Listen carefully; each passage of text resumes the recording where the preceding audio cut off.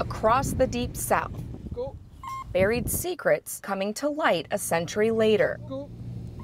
There's a pit. New technology and new laws surrounding the treatment of burial grounds have led to the recent discovery of several mass graves. Legal protections are better now than they've been in the past. But also there are more people who care about them, but who are in a position where they actually have some sort of voice as to what happens. In Louisiana's plantation country, slaves who once toiled these sugarcane fields are being commemorated nearly 2 centuries later.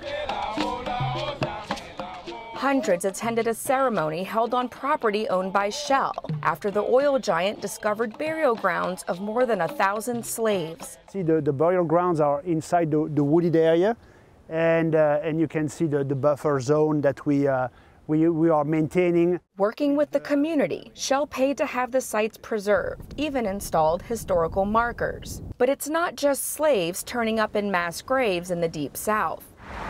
In Mississippi, more than 3,000 bodies have been discovered in unmarked coffins at the site of a former insane asylum that operated from 1855 through the early 1900s. Researchers have started exhuming the bodies and studying them to better understand how the mentally ill were treated in the asylum's era. And in the Louisiana bayou town of Thibodaux, ground-penetrating radar is being used to locate the remains of victims of a racially motivated massacre, believed to have occurred during Reconstruction. A strong oral history has it that in 1887, after the massacre, the remains of the individuals that were victims of the massacre were collected and put into one burial. Many burial grounds in the region are already known to have been covered over, including a colonial-era graveyard in the French Quarter in New Orleans. It is now built over with a residential and commercial block, even though there are thousands of remains buried there. There's renewed interest in finding other forgotten grave sites. Cemeteries should not be desecrated.